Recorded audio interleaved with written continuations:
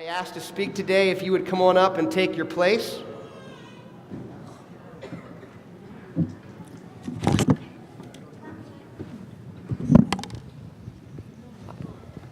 That's my seat. You can't sit there. You have to sit there. Yeah, we do. Let's do it. Ready? I got this. Oh, okay. Just move it over. That's good. All right. Well, you're saying, what's going on here? This morning, this week, as I was just pondering about Sunday, I was going to speak on what authority means. Figured it'd be appropriate.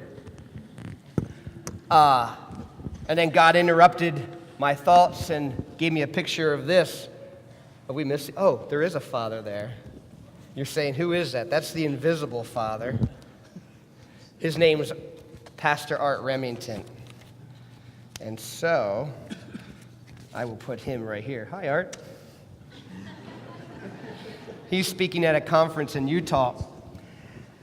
And what the Lord impressed on me is the wisdom that's up here. You see, I can go to any store and pick up a book on fatherhood. And the book will be filled with revelations and all good things. But today, you have more than just knowledge. You have epignosis. In the Greek, that means knowledge mixed with experience. That means it's in your knower. It's in the knower of your knower. And nobody could convince you otherwise because you know it's true. That type of knowledge, church, is a type of knowledge where, and young fathers, there's young fathers here, and there are those that are going to be a father. If today you put into practice these principles may be like you're down here in experience, and today they share these principles. If you take in these principles and believe them and begin to live them, it's like you start off here instead of down here. You see, as a young dad, sometimes I like to start off here because I want to know it all and figure it out myself, and I certainly don't want my parents' help at that point, right? Don't tell me how to raise my kids. But there's wisdom in wisdom. And when we listen and we understand, their last step can be our first step. That's good news. So without further ado, I'll start. A real husband. Living together in covenant, being married is a commitment. Number 3, the prime requisite for raising a child in wisdom, the prime requisite for maturing a child in God is forgiveness. The prime requisite for raising a child is wisdom. The prime requisite for maturing a child is forgiveness. I pray God, the God of wisdom, will lead and guide us as fathers in this coming year. Good. Dennis. Principle. Mine was open door communication with my children, and doing activities to get involved in their lives. When I grew up on a farm, I had a brother and 2 sisters, and we learned what hard work and long days was all about. But my dad always found time to play baseball with me. He would hit me ground balls, pop flies, and he'd hit line drive, try to knock my glove off my hand because he got a kick out of that. But anyhow, in the fall we played football, and my brother liked to hunt, so we did our hunting together. But there were, my dad and I had a great relationship, working relationship and playing ball. Matter of fact, we played 4 years in the church softball league at the church we were going to at that time. But he was lacking. I couldn't go to him and talk to him about growing up. He would refer me to my mother, and I wanted every day. A year and a half after I got out of the Navy, I got married. I had a boy and a girl. And about 10 years after that, my wife decided she had other interests, so she left me with my 2 children. They were ages 5 and 9, and I ended up being a single father for 10 years. So fortunately, it was over the summer where I could get a neighborhood girl to watch my kids while I was at work, so it worked out good. So that next year, we had a youth association baseball league and softball, so I was asked to coach my daughter in softball. Well, I accepted, but I knew it was going to be a challenge because my son was starting baseball that year, t-ball. So, but we worked around our schedules, and we were able to do it. But then later on, I would take my daughter shopping at Park City. We would go fishing. The 3 of us would go fishing. And she loved Hershey Park. So, I did a lot with my daughter without my son and some with her. And we built a great relationship. And she was able to come to me and talk about her growing up, different situations in her life. So I was glad that God showed me these shows that I could learn about. I reinforced that he made the right decision. He understood that he did. It was tough for an 11-year-old kid. So now that he's married, he has 2 children. And when we get down to visit, his 7-year-old son has a 4-year-old daughter or sister. And, they're kids. Well, he ends up having to take his boy into the bedroom to talk to him about teasing his little sister, taking something, not sharing, whatever. So I see that relationship with them that he's able to sit down and communicate with his boy. So I just thank God again that he gave me that vision or that understanding to learn from those shows so that I could change that not being able to communicate with father and his children. So fathers, I recommend that you get involved with your children, in their sports or activities. I'll tell you, it builds great relationships and great memories. Thank you. So Dennis, your kids are still serving the Lord and carrying on the principles with their kids. Mm-hmm. That's a legacy. And open door policy. That's awesome. Thank you for sharing. Thank you. Well, the next father here today is double trouble. He's right next to the man who just shared. And that would be Glenn Want. Obedience, it'll develop reverence and respect. I said, wow, that's cool. So I just wrote these down real quick and produce understanding my way. I was raised with 8 siblings, and my mother was Irish, and I witnessed a lot of disciplinary action, okay? So as I grew up and became a father, I thought, I know this all, I know what to do. I've seen it 100 times. You just get the dog strap off the door and you beat their behinds, okay? But God's way says, you need to gain a little wisdom, okay? Not just knowledge, because wisdom is knowledge that's led by understanding. That was really, really cool when I found that out, okay? The next is to drive out foolishness. And my way, I was just thinking, teaching or leading our children in the world's way is just flat out foolishness. That's all there is to it. It's not true. It's not real. And it's going to just lead them down a road of destruction. So God's way says you train them up in the way they should go, and when they get older, they won't depart from it. And, I see that. I witness that in my own children now. You don't see it when they're young, maybe.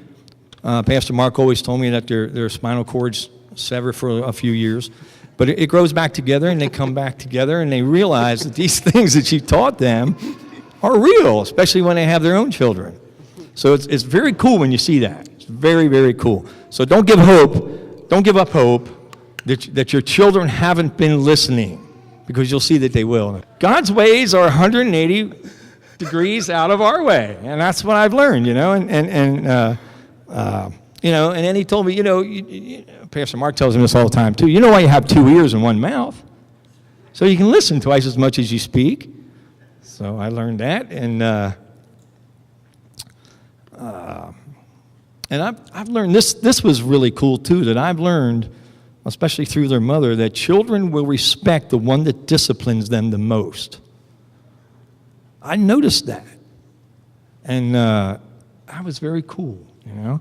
But children need perimeters and discipline in their lives. It gives them stability, and it gives them security that they don't get from the world. And it's just awesome when you see that. God says, as a child or even as an adult, it's hard to understand that God disciplines us because he loves us. It was hard for me, while my mother was beating me with that dog strap, to understand that she did that because she loved me. What? That doesn't compute, but when you get as old as me, it does compute. You understand that discipline is a very important thing in the lives of your children. So do it, but do it God's way. That's good. Okay? Don't do it your way. To have a ministry, I want to. The defining aspect of the relationship between a father and a child is instruction, is patience, is grace. Is God your father? Yeah, he is. You're going to mess up. That's why you have a father. It's just that simple. You're not good enough. That's okay. That's why you have a father. My kids need me to teach them, to instruct them. Oh, and by God's grace, I'll do my best because I want to be a father. In life, you're not going to be good enough to be a dad, to be a husband, a mother, a wife. It's all right. You're not going to be ready for any of it. But you have a father to guide you, to teach you, to instruct you, to pick you up when you fall down, to give you grace when you're not good enough. And I love what Glenn said. All discipline is for instruction and understanding. Instruction, that's what a father does. When you mess up, he doesn't come and kick you. When Levi hits Miles, I smack his hand and say, hitting is bad. See, it hurts. It's not nice. Understand this. Because I love him. And he'll grow up to be a man that is gracious and gentle and kind. He'll be a man of incredible gentleness and grace. He will. It's in him. So know that when you're not good enough, when you mess up, when you have no idea what you're doing, that's okay. That's why you have a father. That's awesome.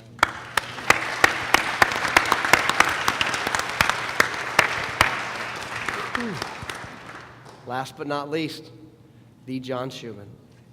When Matt called and asked this, I mean, it wasn't a hesitation as far as whether or not I would accept to be up here.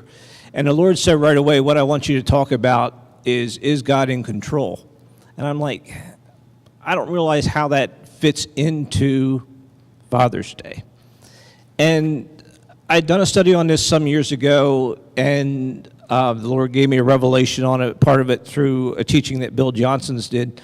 But it really wasn't until I was going over those things for today that I realized the importance of the answer to that question. Not that I didn't get disciplined, but because I learned very quickly, those were few.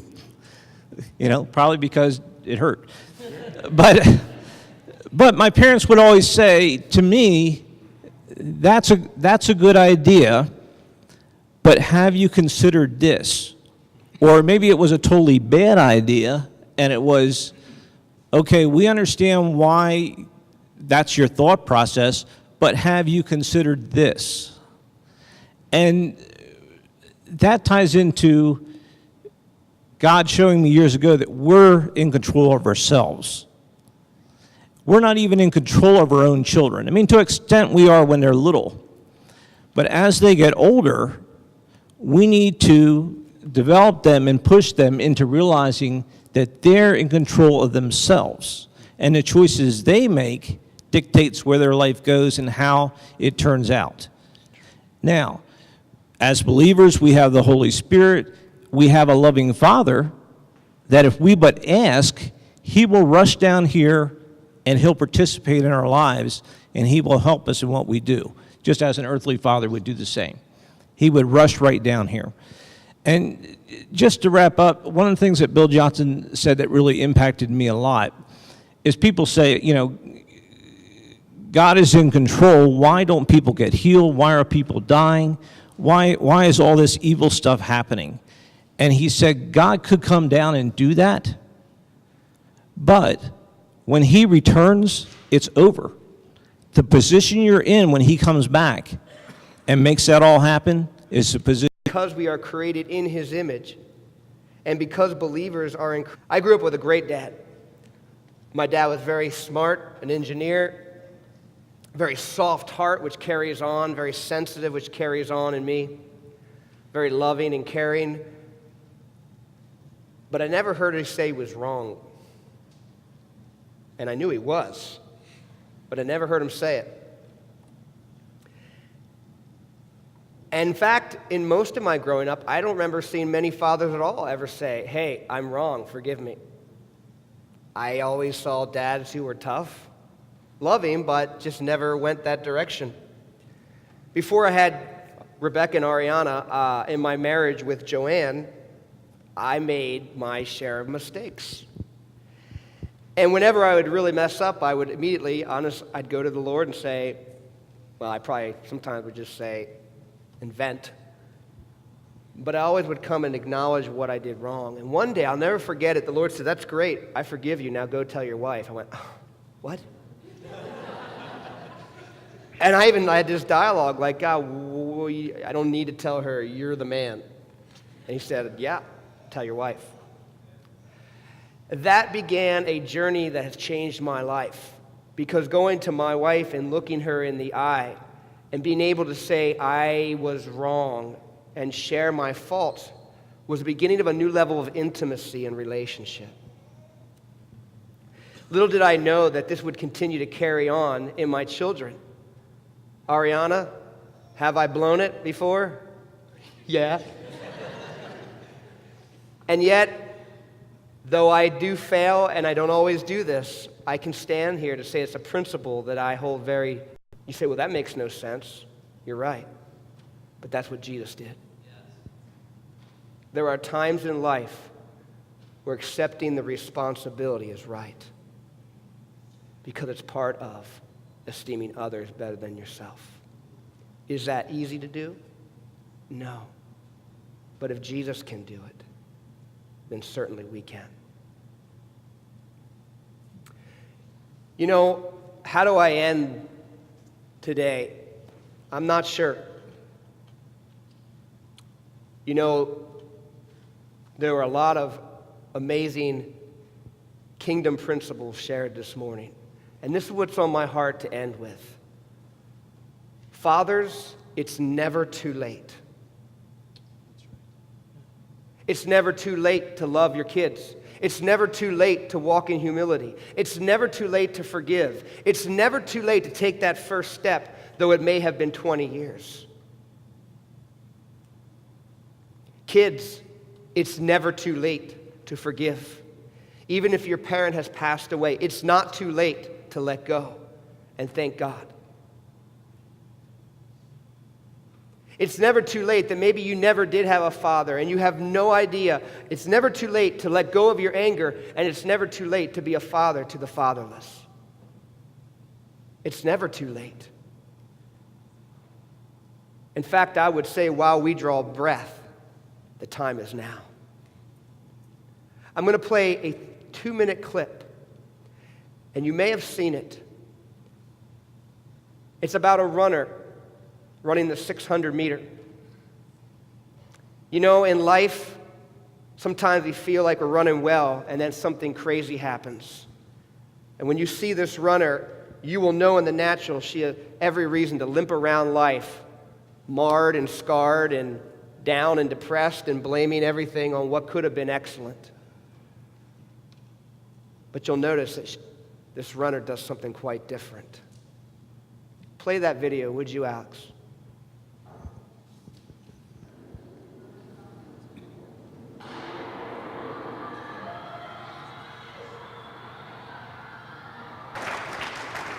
Go up front. Just go up front. Never let your failures hold you back. Let me tell you, Clint would know, to come back after a race like that is all but impossible. When you know your daddy, nothing's impossible. When you know who your daddy is, nothing can stop you. And so I'm going to ask you to stand.